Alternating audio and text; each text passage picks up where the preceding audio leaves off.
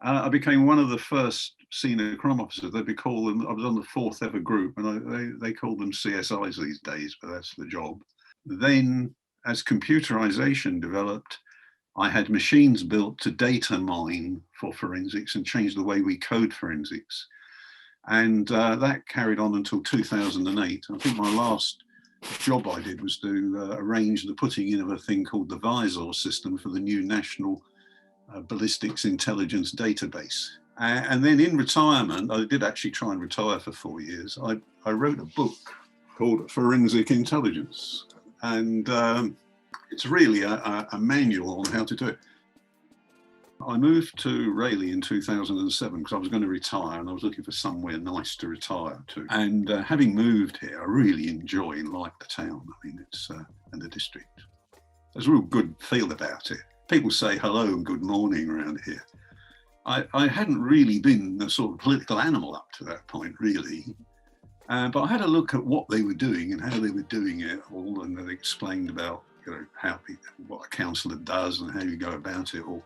And I thought, well, actually, I'd like to keep the area to be sustainably done and keep it nice, keep that feel about it. You don't want to, So I thought the thing to do is get involved and you can help to do that. And that's why I did it. It wasn't for any other reason. It was a lot of hard work. It was all the canvassing, the boot leather you wear out. Rochford Council is one of the top councils for prompt paying out of the government's money to support businesses. They've actually channeled over 21 million out to local businesses and individuals.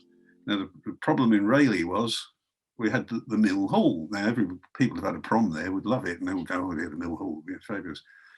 It's not actually, it's been underused for a long time because there's competition from other places they can lease. It's so big, it's inefficient for energy and all sorts of things, and you have to have a staff of contractors to run that type of establishment. The consequence is it's been losing up to 80,000 a year. That's unsustainable. So what they did, they studied and reviewed who uses it, how many people use it, and came up with a plan to use the old site as a brownfield housing site, but done very tastefully because you've got the windmill there. It's got to be done properly, but there's apartments and some nice houses.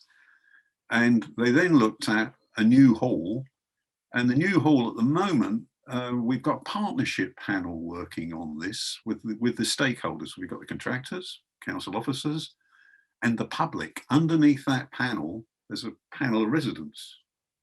And questions are coming in, and a website is being run to answer the residents' questions.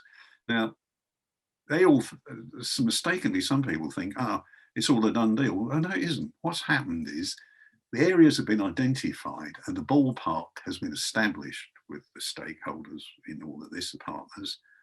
But the fine detail comes in looking at the way the land shelves off, this, that, the other. Now there's the fine survey, that, and the states of the buildings, that affects what you're finally going to get.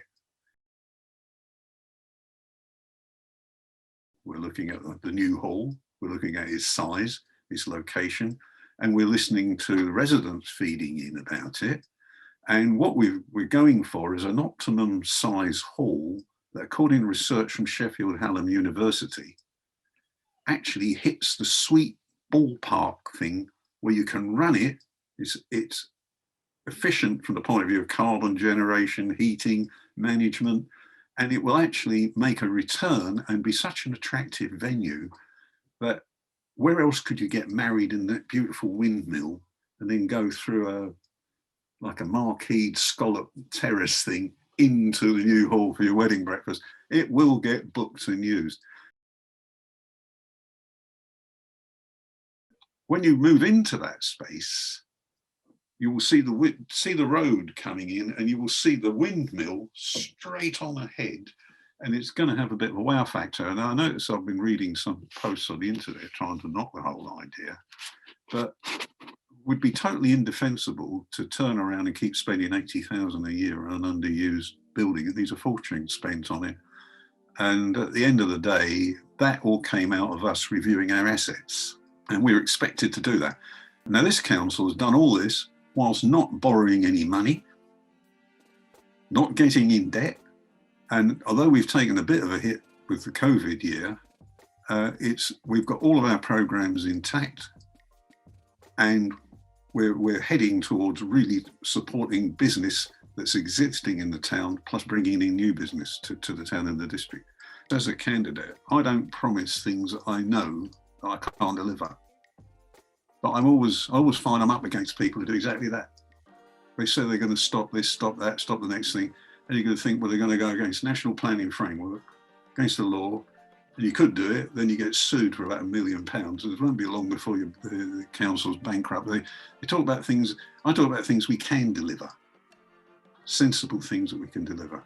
The Conservative team, they manage everything properly with a proper discipline to fairly and equitably look after the residents. And that's been the strength of them, really.